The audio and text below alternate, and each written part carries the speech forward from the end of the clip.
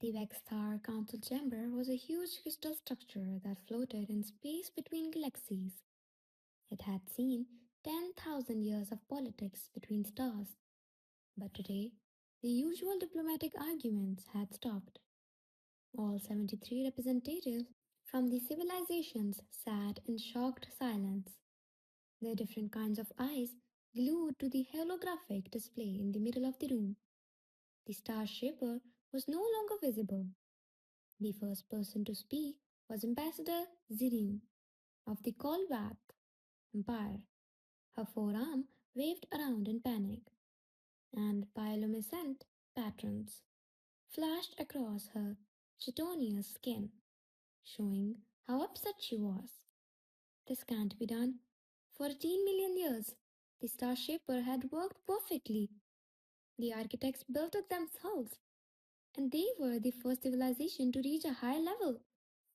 Impossible or not, it has failed, said Commander Oryx, a being of pure crystallized thought, living in a mechanical frame. His voice echoed through quantum channels, and there was a hint of panic in it. Sector 7's defensive perimeter is now completely open. We can't change the direction of solar winds or stabilize the binary system that protect our trade routes without the Star Shaper. The Star Shaper could be used as a weapon, but it wasn't just a weapon. It was a cosmic tool of unimaginable power that could even change the stars. It could speed up the fusion of stars, change the direction of solar flares, and even bring dying stars back to life. The ancient architects put it at the crossroads of the galaxy, and for millions of years it had kept the delicate balance that let civilization thrive in what would have been an unstable part of space. It was quiet now, dead, unmoving. Dr. Celix, the Thren Collective's head scientist, sent diagnostic data into the shared space. The Thren were a hive mind species, which means that billions of individual organisms made up their collective intelligence. They should have been able to figure out what was wrong. We've done 4,732 sets. Every reading show the same thing. The whole system has failed, but there is no physical damage, no energy signature showing an attack, and no signs of decay or sabotage. Then what made it happen? Zerine asked Celix. We don't know.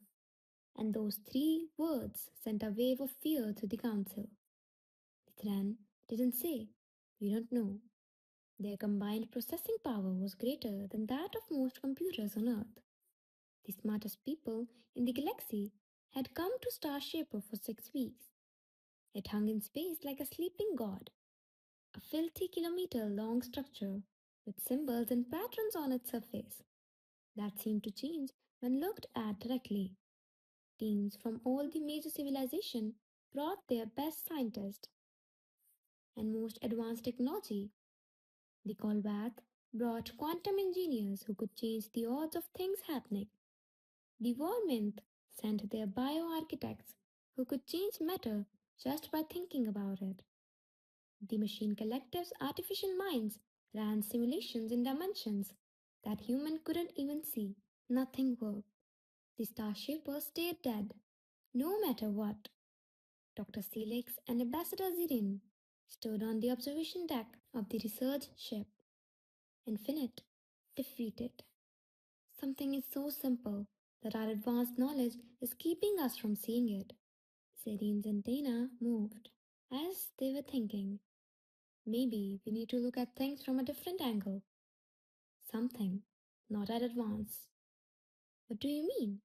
Yes, the architects were old, but they were also the first.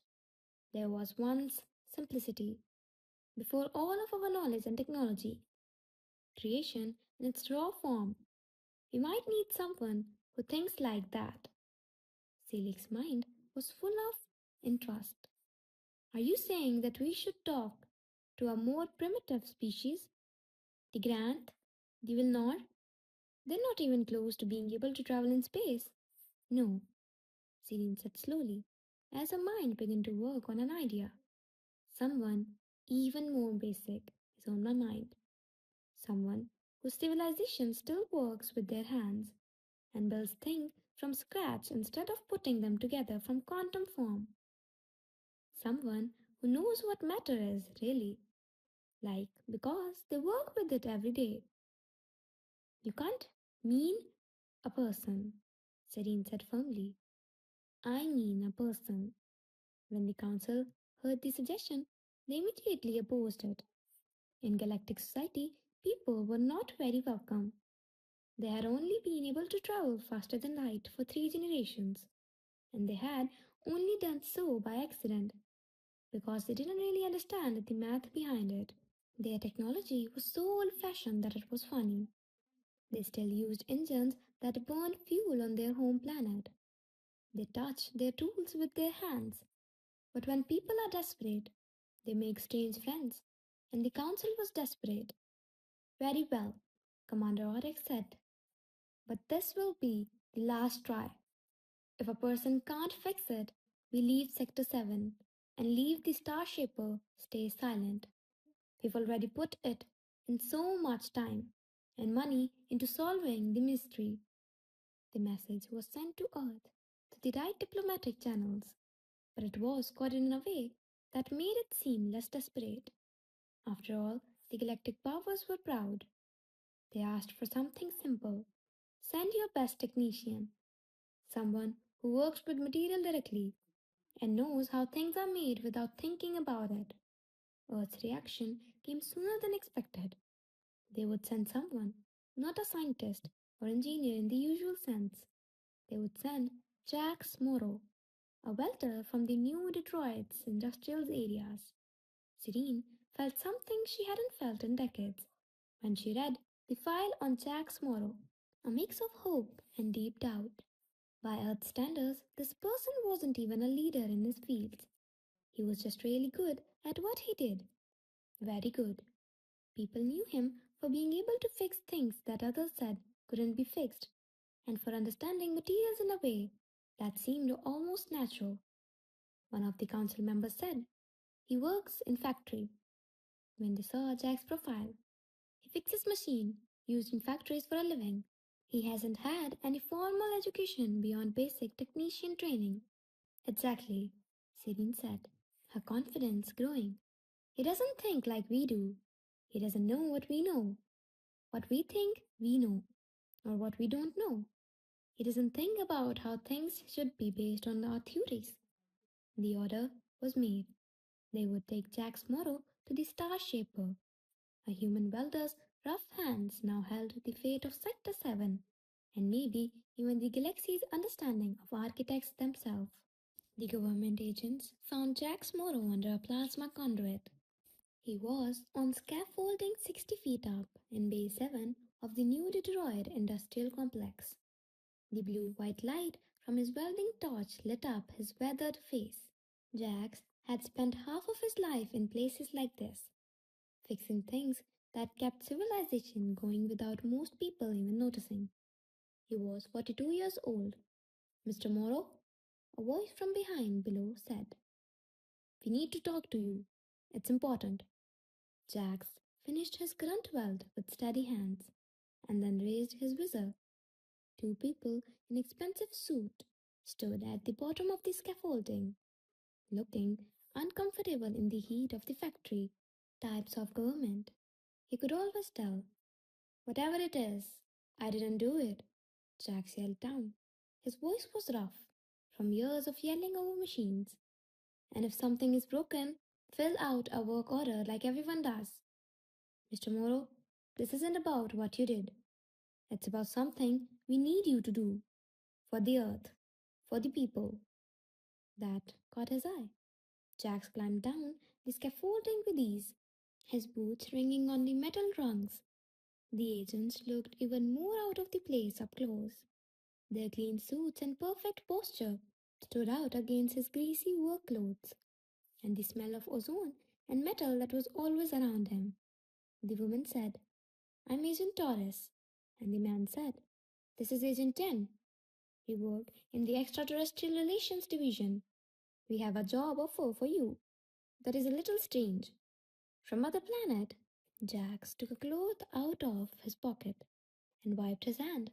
"Look, I fix pipes and tanks that hold pressure. I don't know anything about aliens." "That's exactly why we want you," Jen said as he took out a tablet. There was something on the screen that made Jack's heart stop. It was a huge structure in space that was covered in patterns that looked like they were moving even in still image. "This is the Star Shaper. It's an old alien object that has been working for millions of years. It stopped 6 weeks ago. The most advanced civilization in the galaxies can't fix it." "And you think I can?" Jax laughed. But when he saw how serious they were, it died in his throat. "You're not kidding," Torres said. "Mr. Morrow, we've looked over your record. You fixed things that three different engineering teams said could not be fixed. You once saved a whole processing plant from a huge disaster by welding a pressure seal that, according to the specs, shouldn't have held. But it did, for 5 years now, with no problems." "I just knew what the metal needed," Jack said with a shrug. "The specifications don't always take into account how materials really act when they're under stress." "Exactly," Jen said, his voice getting more excited. "You think in a different way. You use your hands and your instincts to get things done. You know more about materials than just the theory." "That's what they needed." Jax looked at the picture again, this time with more care. He felt drawn to the patterns on the artifact's surface, but he couldn't say why. They made him think of stress, fractures, how metal grain structures line up under pressure, and how flows and forces can be seen. He asked himself, "When do we leave?" 3 days later, Jax was on a ship speeding toward the Star Shaper. They had taught him the basics of alien antiquity and given him a translation implant that was supposed to let him understand and be understood by thousands of species. They also let him bring his tools, which had caused a lot of fighting. The Logitech's coordinator had said, "Mr. Morrow, the aliens have fabrication technology that can make any tool you need from quantum templates. Your welding tools are old fashioned by their standard. These tools know me, and I know them," Jack said with a lot of confidence. "They go where I go." So now his damaged tools were safely stored in the cargo hold. His torches, hammers, and other measuring tools, which had been used for years, were all worn smooth. To everyone else, they were trash.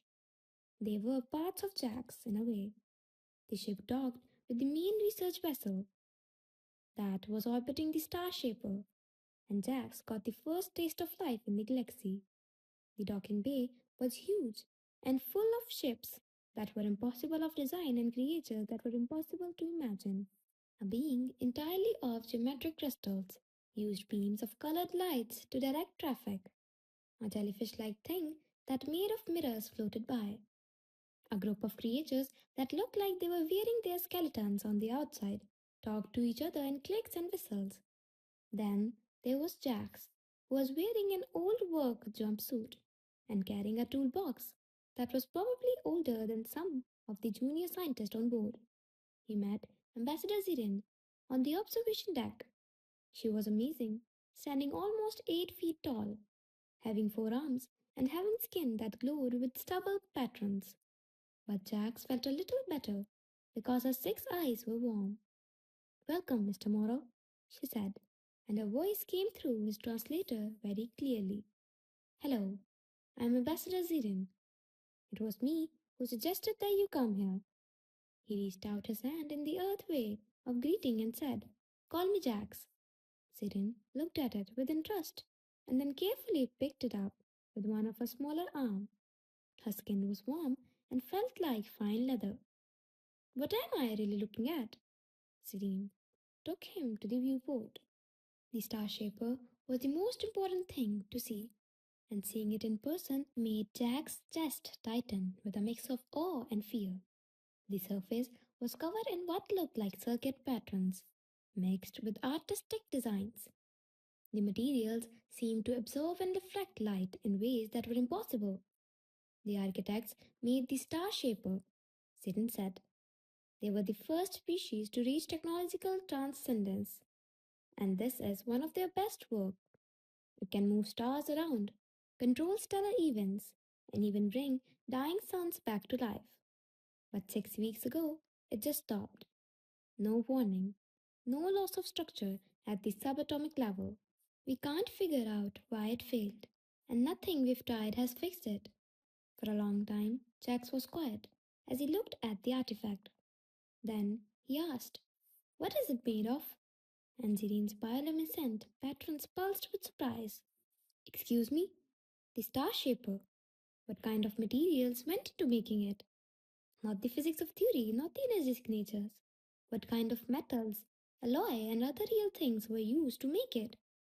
Zirin's patrons blinked quickly, like a person who was confused. Uh, I don't know. Nobody has asked that. We were looking at this quantum architecture, its dimensional resonance, and it's fancy science stuff, Jack said with a slight smile. Yes, I understand. But everything is made of something real. This old alien technology too. Someone had to build it before it could move stars around, make it, put it together one piece at a time. He looked at Zerin, and she felt a thrill go through her when she saw something in his eyes. Not fear, not pride. He was calm and sure of himself, like someone who knew what they were doing. "I need to get a closer look," Jack said. "Touch it with my hands. Touch the material. Then I might be able to do and tell you what's wrong." The shuttle that took Jax to the Star Shaper also took Dr. Steelix and three other senior scientists. It was clear that they were all very skeptical. As they got closer to the artifact, the Thren collective's thoughts were full of barely hidden condescension. "Ambassador Zenon has a lot of faith in your primitive methods," Felix said, putting extra weight on the word primitive. "But I have to admit that I don't see how a manual inspection will show us what our advanced sensors couldn't." Jax wasn't offended. He had worked with many engineers who thought doing physical work was beneath them. He said, "Sometimes fancy sensors tell you too much. You get so much information that you miss the simple things. How does the temperature change across the hull?" Felix was surprised by the question. "What's the temperature? It's all the same, about the same as the rest of this area of space, taking into account the radiation from stars. And when it was working?" No sound. Felix's group mind was filled with what might have been embarrassment. I We didn't check the temperature distribution in the operation. Thermal expansion can tell you a lot about where energy is going and where stress points are forming," Jack said. "Basic metallurgy. There should be thermal signals showing where the energy used to go if something this big suddenly stopped working." He saw that Celix's patterns were changing to something deeper. They might have been starting to believe him. The shuttle docked at one of the Star Shaper's smaller ports.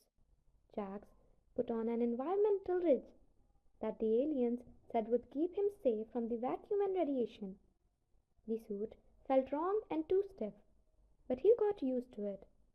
Jax felt it as soon as his boots touched the Star Shaper's surface. Not on the surface, but on the deep level. It was like touching a machine he'd worked on for years and knowing right away that something was wrong. He couldn't put his finger on it, but the metal under his feet felt dead in a way. He asked, "Can I take off a glove?" "Absolutely not," one of the scientists said. "The radiation alone would, just for a second. I need to touch the material directly." Serene gave the go ahead, even though it went against all rules and common sense. Jax took off his glove and put his bare hand on the star shaper's surface for exactly 3 seconds.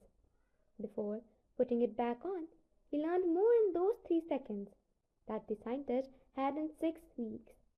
"It's cold," he said. Not cold in terms of temperature. The stuff itself is cold. Gone. Not something that was running hot 6 weeks ago, like metal that has been sitting around for decades. Selig said, "That's not possible. Things don't just go cold like that. Energy slowly goes down according to the thermodynamic rules." "I don't care about your rules," Jack said sharply. "I'm telling you how I felt. This metal isn't just not powered, it has lost the ability to carry energy. Like, the parts are there, but they've all been blocked off." He got down on his knees and ran his gloved fingers over the patterns on the surface. They looked nice, but now he could see they were more than that. They looked like the lines that form in well worked metal, like the grain structures in forged metal. These patterns had a story to tell. He pulled out a small handheld microscope from his kit and said, "These aren't just designs." The scientists were fascinated by how he looked at the surface, with tools that were much simpler than what they thought. "These are flow channels. Can you see how they connect? How do they split up and come back together?" "This is how energy flowed through the system," one of the Warminth scientists said. "The quantum substrate analysis didn't show any such function, because you were looking at the quantum level. I'm looking at the structure itself. It's like blood vessels in a body. You could study blood chemistry all day, but if you don't get that the vessel need to be flexible, that they need pressure, and that the heart needs to pump, you miss the point." Jax got up, his mind racing. "I have to see the core, the part that made the power, the heart of this thing." To get to the core, they had to go through passages that hadn't been opened in 18 million years. The scientists had mapped every square centimeter, but were too scared to go inside because they were worried about contaminating the area or setting off an unknown defense mechanism. Jax wasn't scared of that. He was more afraid of not understanding that he was of danger. The hallways inside the Star Shaper was stunning. The walls had a faint glow of leftover energy that was just bright enough to see by. The patterns on the inside were even more complicated, moving and weaving together in ways that looked almost like they were alive. As Jax walked, he ran his hand along them to feel the different textures and the slight changes in temperature. He suddenly stopped the whole group and said, "This was built by hand. Check out these seams. You might not think they're made the way they are. Someone physically made this, shaped this, and put it together. These are wells." "Impossible," Selig said without thinking, then stopped. "I mean, the architects were really ahead of their time. They wouldn't build things this way." "Why not?" Jax asked. "Advanced doesn't mean hard. The old fashioned way is sometimes the best way to make something.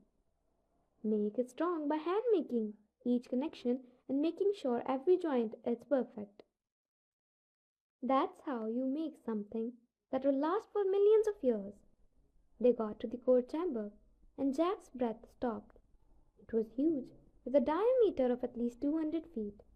It was held in the middle of the room by structures that looked like they had been grown rather than built. The patterns on the surface of the sphere were the same, but they came together here, all pointing to a single point at the sphere's equator. And that's when there was a crack. There wasn't a big crack, just a hairline fracture that was about 6 inches long. The scientists moved on with their tools, already making observations, taking measurements, and forming hypotheses. Jax just looked at it, and a smile slowly spread across his face. "You found it?" Zidane asked with a hope. "Yes, I found it," Jack said. "And it's worse and better than you think." "Explain," Selig said. "This crack didn't happen from the outside, from the inside. It's a stress fracture. The stuff is really old, right? It's 18 million years old. No matter how good the materials are. They will wear out over time because everything is so perfectly balanced. This hairline crack messed up the whole flow of energy. It's like having a heart attack because one of your arteries is blocked. But we can make a patch, one of the scientists said with excitement. We have molecular assemblers that can match any material at the atomic level. No, Jack said. You can't fix this. The gag goes deeper than you can see and follows the metal grain structure. You're only covering up the problem. If you patch the surface, the material itself needs to be reforged. Horror spread to the group of scientists. Reforge an architect item. That's that's a sin. It would destroy knowledge that is worth a lot. It's the only way, Jack said with conviction. These parts need to be cut out, heated to the right temperature for forming, repaired, to fix the internal structure, and then put back together with the rest of the piece. It's like fixing a broken bone. You don't just put the surface back together with glue. You put it in the right place and let it heal from the inside out. And you think you can do this? Zillion asked in a low voice. Jack stared at the crack, the patterns that flowed around it, and the dead metal that had once carried an unimaginable amount of power. He thought about all the repairs that had seemed impossible to him, all the times people had told him it couldn't be done, and all the times he had proved them wrong. Yes, he said, I can do this, but I need my tools. I need a place to work, and I need everyone to stop talking to me about quantum fields and dimensional resonance. This is metal work. This is what I do. The scientist yelled in protest, but Zirin raised hand to tell them to be quiet. Mr. Morrow Jacks has taught us more in 1 hour than we learned in 6 weeks. I believe him when he says he can fix it. Jack smiled and said, What do you need? Access to the core chamber, a workplace, my tools, and someone who can tell me how hot this material needs to be before it becomes soft. After that, all that's left to do is weld. They gave Jack 3 days to set up his office, and during that time, he became something of a celebrity among the research staff. Scientists who had laughed at his presence at first were drawn to watch him work because they were interested in techniques they thought were outdated but couldn't deny worked. The first problem was figuring out what material the star shaper was made of. Even though they didn't believe at first, Dr. Felix ended up being Jack's unlikely ally in this time. The Thren group liked how straightforward Jax was and how he was willing to ask stupid questions that got to the heart of the complicated problems. Felix said, The base material is an alloy we've tentatively called Architect 7. Their minds projected holographic molecular structures into the air. It's mostly made up of things we can see, but they're put together in ways that shouldn't be stable according to the normal physics. Jax looked at the projection and then waved it away. Give me a real sample, something I could touch, warm up, and test. The sample would be worth its weight in gold. It's broken, and the whole star shaper is priceless, Jack said. I need to know how this metal moves, how it reacts to heat, and how it wants to flow. Holograms can't do that. They brought him a small piece that had been cut out of a non-critical area with laser-like accuracy. Jax brought it to his temporary workshop, which was a cleared area in the cargo bay of research vessel, where he had set up his tools. The aliens had offered him access to their advanced fabrication technology, but he had turned it down. He brought his own forge, torches, and hammers instead. It looks like a museum, one young Colvat scientist whispered to another as they watched from the observation galaxy that Jax had insisted we build. He learned early on that People did better work when they knew what he was doing, even if they didn't know why. Jack slowly and carefully heated the architect's seventh sample, paying attention to how the color changed and how the surface texture changed. He wrote down everything with simple tools like scales, pyrometers, and other basic measuring tools. The scientists who were watching were shocked to see data they had never thought about before. How the metal's weight changed with temperature, how its resonance changed, and how it reacted to being hit with a hammer. It sings, Jack said softly, as he tapped the heated sample with a small hammer. The sound was clear and pure, and the note seemed to last longer than it should have. Every metal has its own sound. This one, this one is in perfect pitch.